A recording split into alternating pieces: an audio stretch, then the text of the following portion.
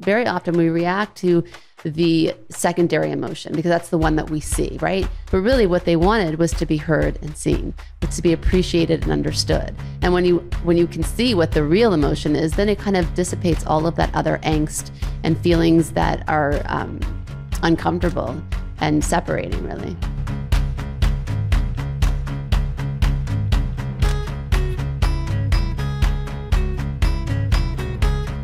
Welcome to the Spiritually Hungry Podcast, episode 96 from Los Angeles.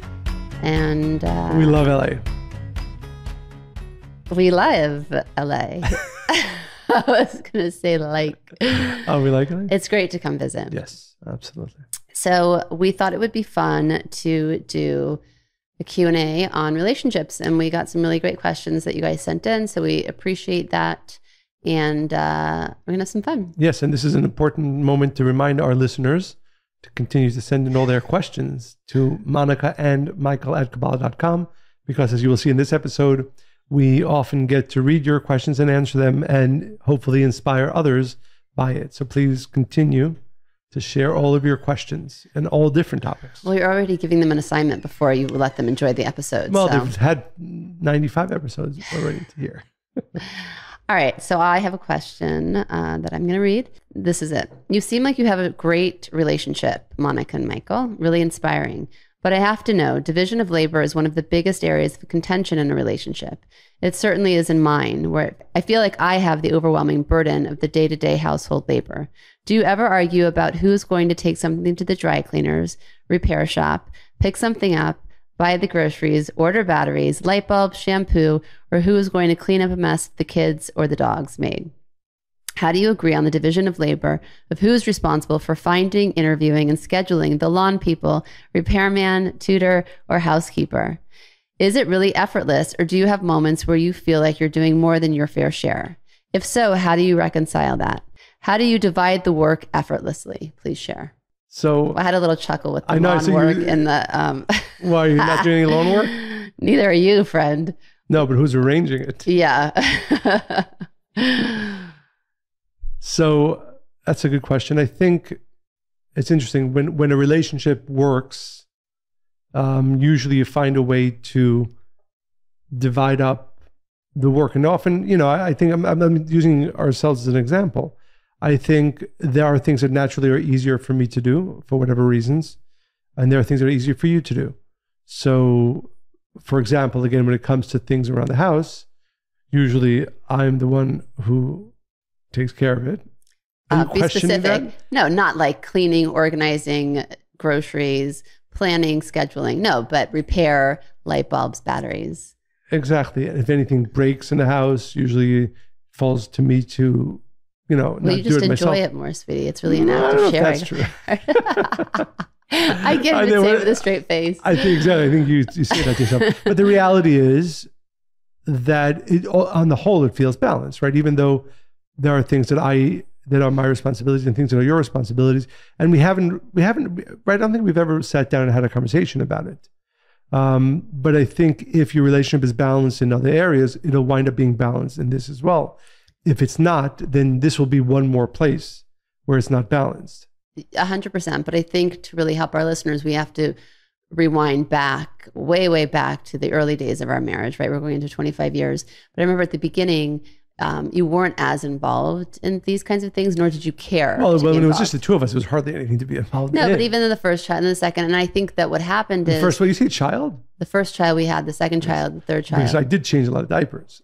Now, my point is that I think in the beginning, there were certain things that you just found not to be important, or they would be taken care of, or if they weren't, was it a big deal, or eventually you'd get to it. And then I think that the busier that I got and the more that we both started working together on different things, I think there was like an appreciation also for the things that I did. And I think you became more of a partner in that way.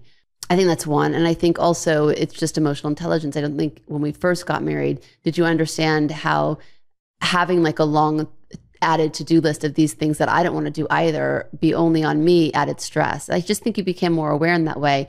And then of course, being the conscious person you are that really is trying to constantly change, then you notice those things and you also met me there, I think. Right. And I think it's an important point to bring up, is that we have, and I'm sure you even more than I, have been in conversations with partners, with couples, where this comes up, right? Why do I have to always do whatever it is? Why?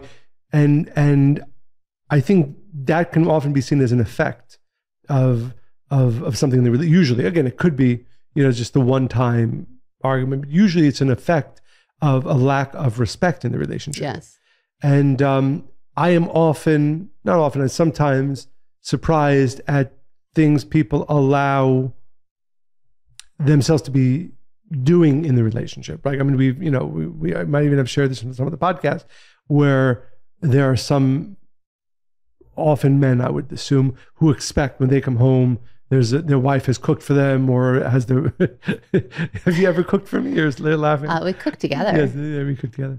I've toasted bread and made eggs and things. Yes. But the point is that is sort of a secondary effect of the fact that the relationship probably isn't balanced, and that there isn't real respect from one to the other.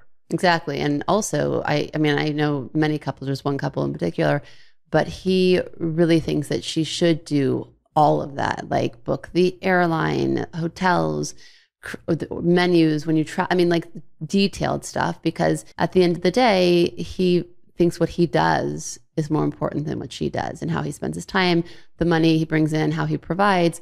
But that's so dangerous, because that builds resentment. It doesn't mean that she's meant to then, do everything you want because you think she should. I mean, that's like the beginning of the end, really. I do want to add a caveat, though, because I've also seen the other side of this, which is relationships where one of the partners is actually doing most of the work, and the other partner is not really doing that much, or doing significantly less.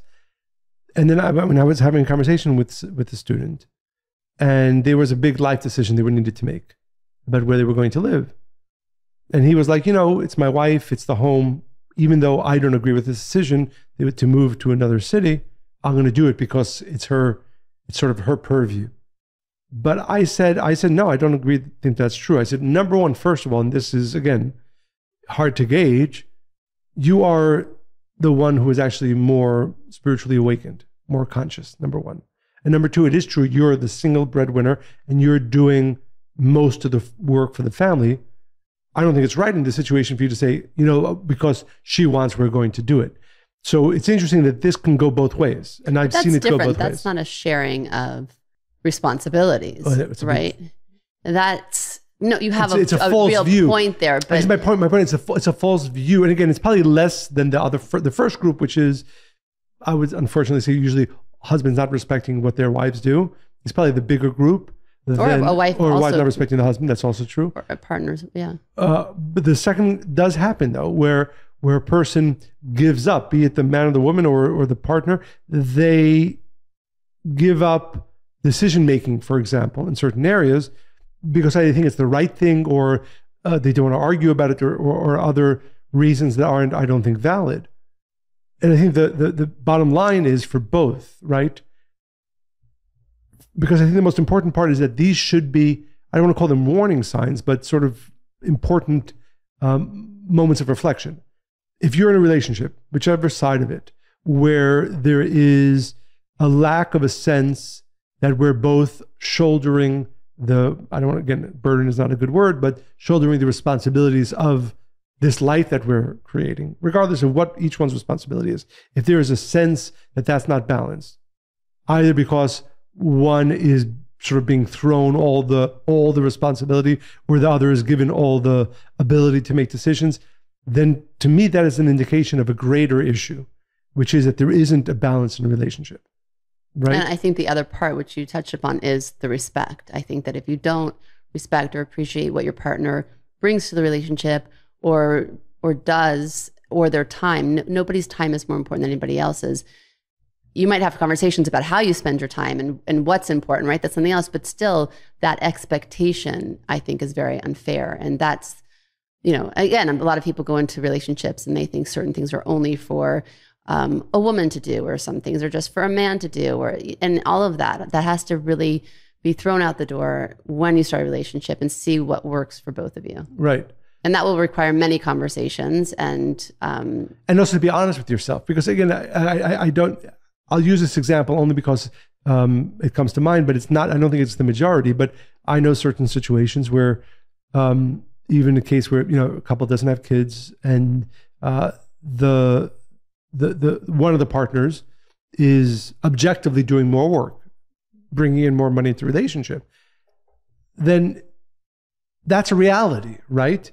In that, so what that means to me, and again, I'd like to know your perspective on this, is that if something has to be taken care of in the apartment, in the house, I think the right thing is for the wife to say, okay, I'll do it, right? You work 12 hours a day, whatever that amount is, and I'm basically home, not doing very much, more leisurely. Of course, I should be the one taking that responsibility, as opposed to a person saying, no, everything's equal. This a new responsibility came into our lap. It should be divided equally. Well, but be honest with yourself about the totality of your lives together.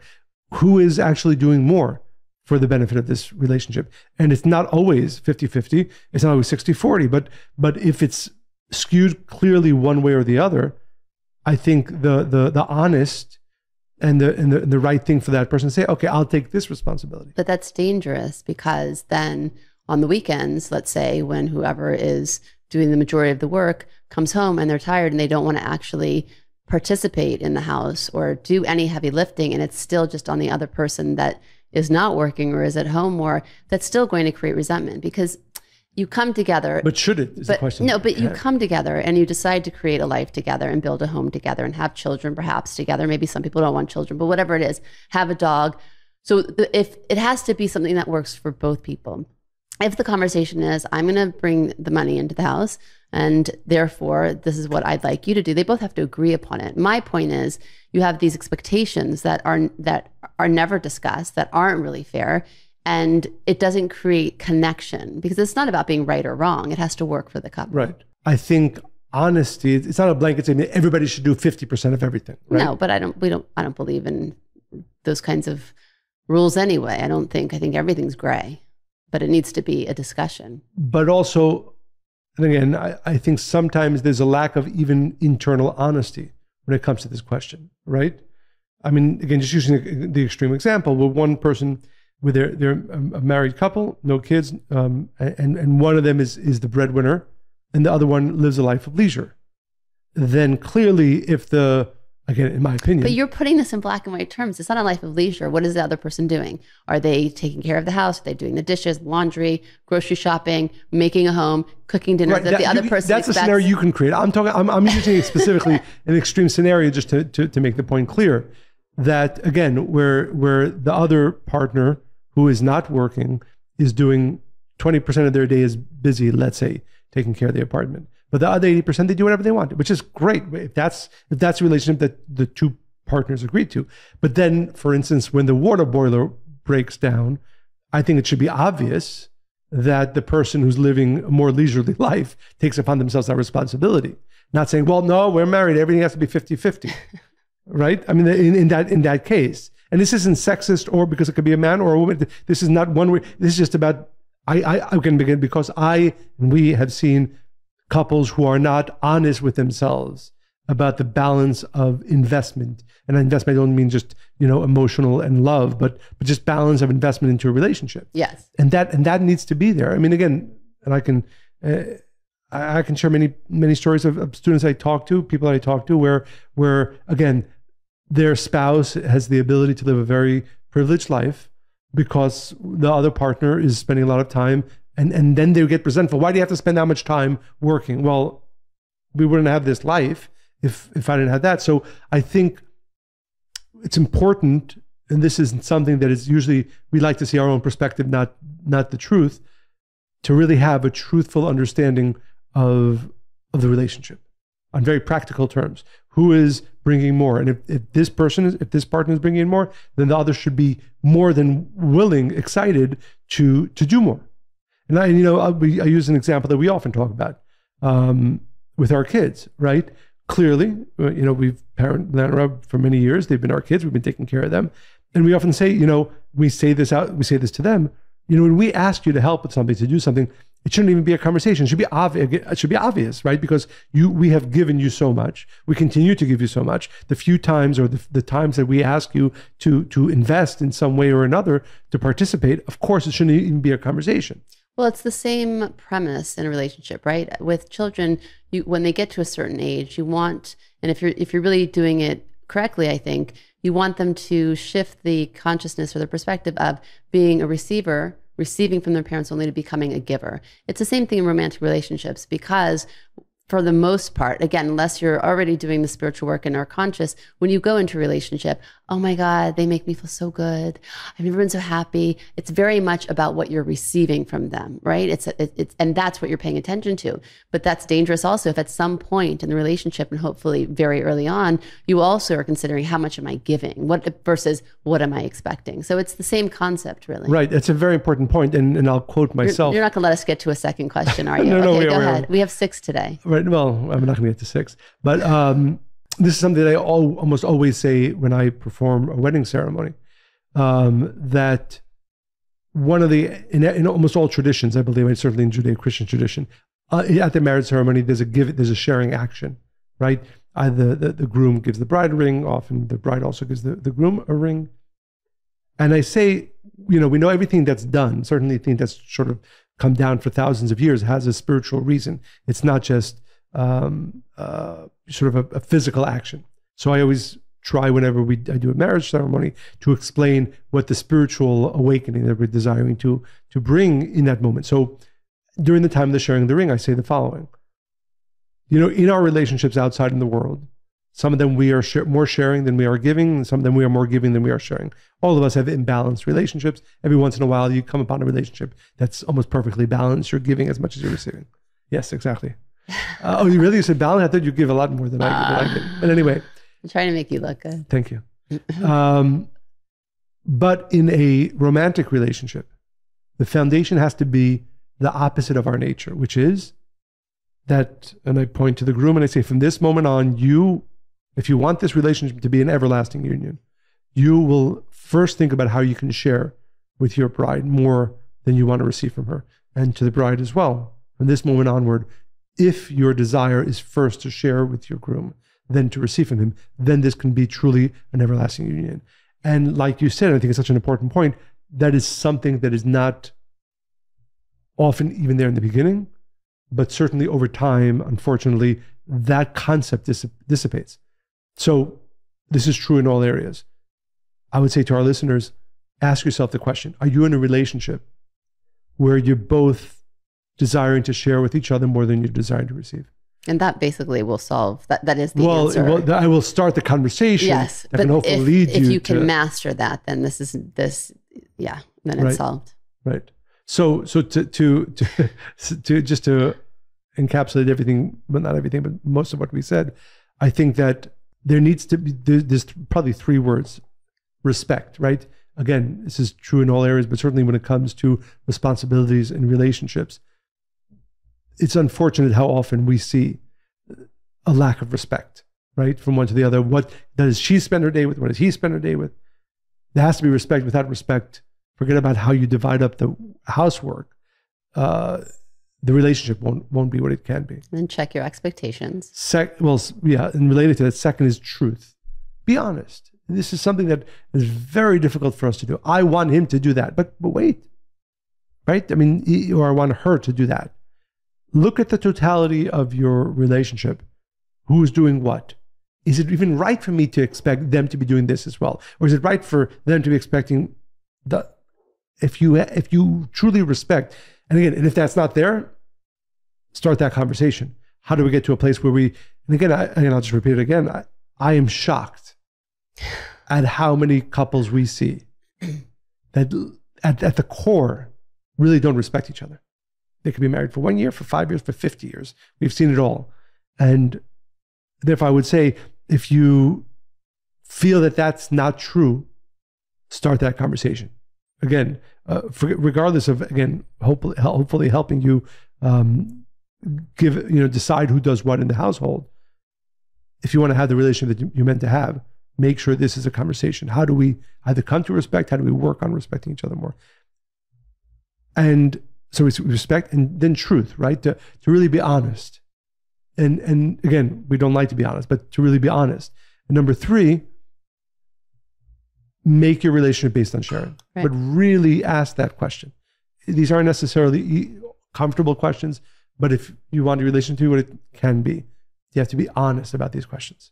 So I have a question from one of our listeners. My wife and I just moved to a new city, and she hasn't made any friends and rarely leaves the house. Before we moved, she went out with friends, made plans, and had a social life. But now she's dependent on me for all of her social interaction, except for the hours she spends on the phone with her mom. I'm trying to explore the new city and make new friends, but she seems completely disinterested, and I feel she is resentful when I go out to try to make new friendships and explore, even though I've invited her and she didn't want to go. I've made a couple of friends, and she gets really upset when we go out and don't invite her. In parentheses, guy stuff, golfing, basketball games. By the way, women can golf. And exactly. I mean, yes, which she doesn't enjoy. Oh, okay, she doesn't enjoy it. How can I get her to go with me or encourage her to make new friends on her own? I really feel like I need more context. Like, why did they move? Whose decision was it? Well, where did they leave from? It does, because I don't think it's just about if she was very social before and wherever they lived before, and now she's not. That just doesn't make sense. It's not like she suddenly changed her personality. There's something else that is at the root of this. So again, why did they move? Whose choice was it? And where does she feel stuck? And I think even if we're not obviously going to get those answers, but my advice would be to have that communication with her, really see what's behind the emotion that he's experiencing. Change, right? And the change. Yeah, that she seems, shut down or not open, and then she resentment. Okay, so that's what he can see, but what's behind that? What is she afraid of? What are her feelings? Does she have regret? And see what's really going on. That's a great point. It's funny. I didn't even think about that, but use this as an opportunity to get to know her more, because I think... And to become vulnerable with one another and to take your relationship to a whole new level. The fact that you are now in a new place and it's a newness for everybody and one is thriving and one is not, you don't be like, well, that's her problem. It's really an opportunity to say, okay, how can we really grow together in different ways? I mean, what a great opportunity if you think about it. If she had her social life wherever they lived before and he had his, were they really even that connected? Maybe it's shining a light on where the relationship is and where there's room to become even closer. When we moved to New York, you loved it right away. You thrived right away. Some of our kids did, some of them didn't. And I certainly really struggled. But, I never made it about you. And you also were very compassionate and thoughtful to how I was. But at the end of the day, it was my responsibility to figure it out. And I did. But we talked about those things. And I think if I couldn't have shared it with you, I would have felt quite lonely. And I think that if she's spending hours on the phone with her mom, I think that's what that's about also. It's going back to what's really familiar and comfortable to her. So I think that that's an indication that there's a need for this kind of conversation and unpacking. And that's a very important answer. And I wanted to ask, can you think of in the times that you've been helping couples or individuals in their relationships, of a situation like that where there was an issue? It doesn't have to be about moving, but when they went deeper, they actually used it as a tool to get closer, right? Because the beauty of your answer is that, this comes as a question, a problem, right? Don't try to fix the problem. Find out what's the cause of it, what's behind it. And actually use it as a way to get closer. So I'm asking, can you think of quickly, not to put you on the spot, of a situation where you were counseling somebody? Yeah, I mean, there's one that comes to mind. There's a couple that lives in the city and, they have kids. And so she stopped working, although she wants to go back to work. But he's working a lot, and then she's putting a lot of pressure on him that, a bigger place, maybe out of the city, but he loves living in the city. Like, all of these things and the fights, like there was a long list when they came to see me. And he felt a lot of pressure. And he also felt like he said, we'll do it. I just can't do it right now. So he felt like he was letting her down. She didn't feel like she was heard, right? It became all of these things. And at the end of the day, it just came down. That was my advice to them. Like, he wants you to see how hard he's working. And she wants to know you're taking her seriously. Like, they couldn't identify that. It was like, where should we live? New York or Connecticut, where, and they started fighting about everything. I mean, really, like the first 45 minutes that they sat with me was like all the fights they've been having for the past year, especially during the pandemic, when really it was just about those 2 points. And once they realized that, they were like, it was gone. There wasn't even an issue. And, she's like, okay, I can be patient for another year or two. I'm also going to go back to work. Like then it becomes this release of sharing once you identify, because very often we react to the secondary emotion because that's the one that we see, right? He's angry, she's selfish, or she's not considerate, right? That's how that couple would have described themselves at that moment in the relationship. But really what they wanted was to be heard and seen, was to be appreciated and understood. And when you can see what the real emotion is, then it kind of dissipates all of that other angst and feelings that are uncomfortable and separating, really. That's beautiful. That's why you're so good at what you do. Mm-hmm. That was really great. And again, just to share with our listeners, so what we're saying, not just about this specific question, because not everybody's in the midst of a move, but whenever an issue comes up, especially those that are seen as sort of a big issue of the moment in the relationship, it's usually not what is obvious on the surface. But and again, not everybody has the opportunity to meet with you, but if you can even just do this work between you and you can have an opportunity. Yes, but there's a very long waiting list. But yes, I don't want to discourage anybody from reaching out to have Monica's counsel on relationships, but take the time to go deeper, right? I think that's, again, like I said, for me, it's really a revelation, right? The fact that, because if they came to me, probably, and that's why you do what you do, I do what I do. If they came to me, I don't think I would have gotten there, right? I would have, I think maybe it's the man thing to try to solve the problem. You'd be like, well, maybe you can move. Yeah, in between, on the border of New York and Connecticut. But the point is, that's so true, right? Because usually, so often, there's, even if it's a big one, right? It's really something underlining it that if you really get to it and able to solve it, you might not even, like in this case, need to solve what was the bigger issue that they came with. Very, very beautiful. The one thing that I would add to the answer is the fact that, and we've spoken about this, and it's something so important. And the thing I like about these questions, these are not just sort of the questions themselves. They all have to do with larger themes in making a relationship everything that it can be. And one of the issues that often comes up, as it does in this question, where one partner unhealthily, if that's a word, depends on the other partner too much. Whether it's the social, to fulfill them and to meet their needs and fill the emptiness or lack they may be feeling. And it's completely unfair, and it's not even attainable. It's both impossible and a death knell to a relationship. I think that's so important because, again, going into relationships, like you write in your book, Rethink Love, if you haven't bought it, make sure you buy your copy. English, Spanish, Russian, Portuguese, and Hebrew. Amazon.com. I don't have to plug Amazon.com. I think most people know. But if you go into a relationship with the thought, okay, I'm so unhappy about this, I'm so happy about that, I don't have this, I don't have that, I don't have this, I'm going to get into a relationship, all that's going to be solved. That is the wrong way to go into a relationship. It's the wrong pressure even to put on your partner. You have to come healthy. You have to come knowing healthy. I mean, emotionally, at least to some degree, knowing yourself, knowing who you are, knowing what you want, knowing what makes you happy. Well, many people will not come healthy to a relationship. However, you need to recognize you have to recognize that it's your responsibility to be able to get healthy. True. What percent of the I don't know if it's a fair question, or if it's the right question. What percentage of the couples that you see, would you say, one or both of the partners came into the relationship not in that state of, I don't want to, fulfillment, or with a false, what do you call it, the Cinderella syndrome? Yes. What percent would you say? I think most of us are broken a bit.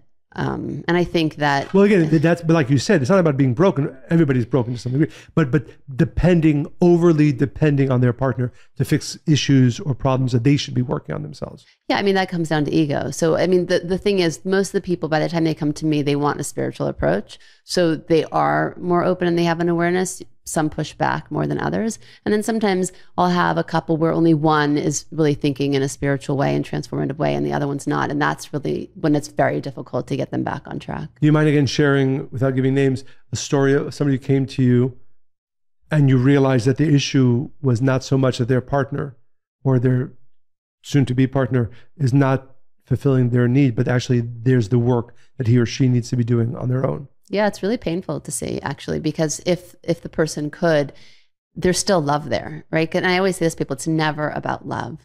Sometimes it is. No, sometimes it is. Obviously, they hate each other, and there's so much, years of resentment. But I'm saying for the most part, even couples who've been married 20 years, and it's still not an easy choice to get divorced. They still do love each other.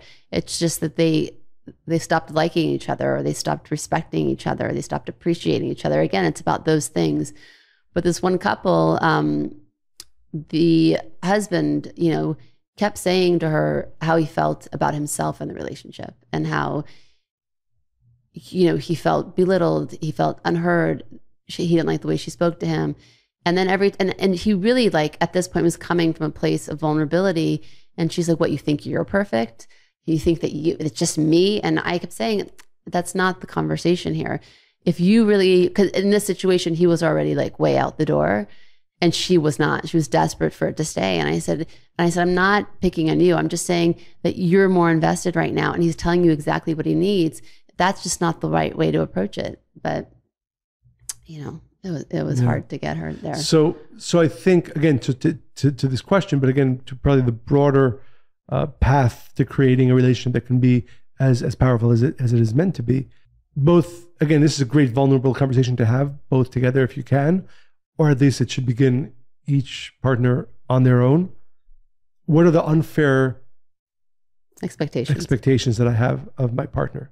Again, using this example, again, not knowing very much about either one of them. Hopefully, I would hope that the wife, if she's thinking to herself, she says, yeah, it's not right that I build my entire social interactions based on my husband. I can either decide I don't really want that many social interactions, that's fine. Or if I really do, I should be doing something about it. But to get upset, be resentful in some way because he has so much social activity, I don't have any, he should be making sure that no, actually, that's not his responsibility.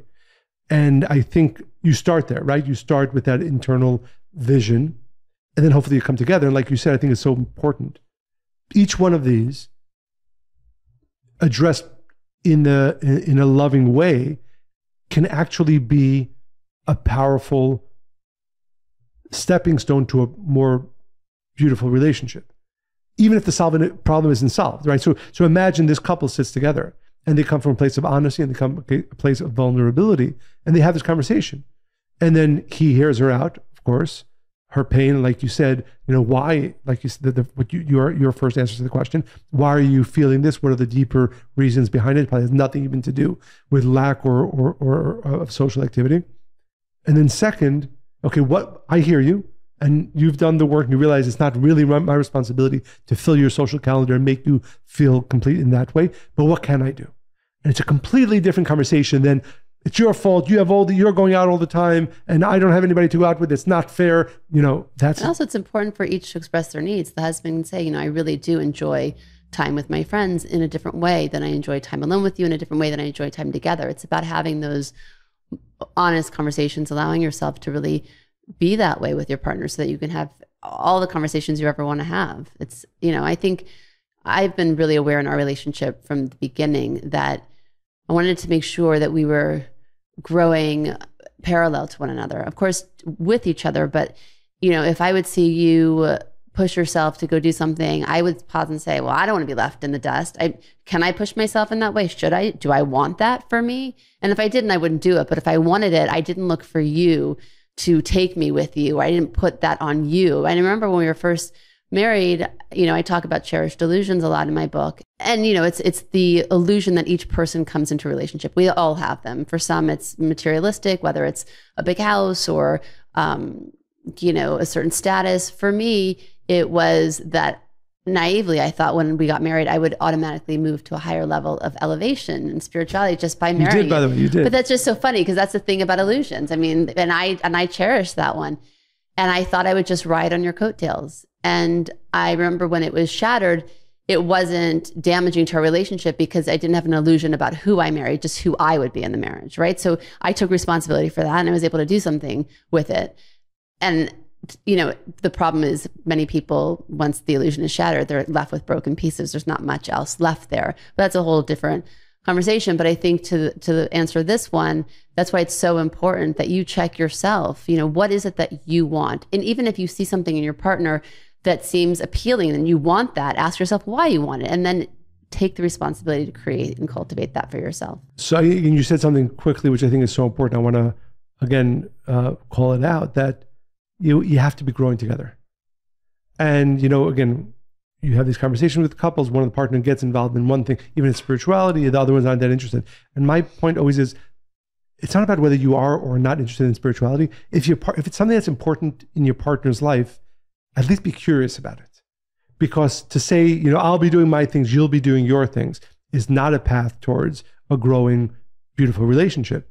And I use the example, if your partner suddenly got into painting, right? It doesn't mean that now you have to spend as many hours as they do learning and then painting, but be curious about it. Look at what they're doing, you know, comment on it, show interest in that. So growing together doesn't mean that we do everything at the same time together, but it means that I am interested in you and I'm interested in what you're interested in. You might be a lot more interested in it than I am, but I know that I want to have a relationship that continues to grow. And that means that I have to make sure, and I would ask every one of our listeners right now, if you're in a relationship, and usually this usually when people are dating, oh, you're interested in everything he or she has to say. Yeah, right. I was listening to a podcast today where they say that the next level of technology was our brain. Well, you'll actually be able to experience the emotions that actors, for instance, in movies are experiencing. That there's a way to get brains so connected where I actually know what the person. So my point is, can you imagine, you know, when people are on a date and they're like feigning so much interest in whatever it is, like, oh my God. But like to see, like, you know, the real percentage of interest. One of my sisters, she was like, she wanted to get married for a while, and she like dated all different kinds of people that, like, some of them had nothing in common. So I remember she was afraid of like the ocean and deep diving, but he was really into scuba diving. So she's like, I'm going to do it. I'm like, what are you talking about? You're terrified. You're going to hate this. She's like, no. So she went and got certified, hours on a boat. And then, like, I think there was blood in her. I don't know what happened. And of course she was terrified. She hated every second. But with him, she was like, it was the best day ever. I'm like, what are you doing? But yes, right. To the great lengths we'll go to at the beginning. But then after 1 year, 5 years, 20, whatever that number is, if you're not, so to our listeners, especially if you're in a longer relationship, but even if not, one of the things that I should be showing more interest in that they're doing, again, it doesn't mean that the level of interest needs to be the same.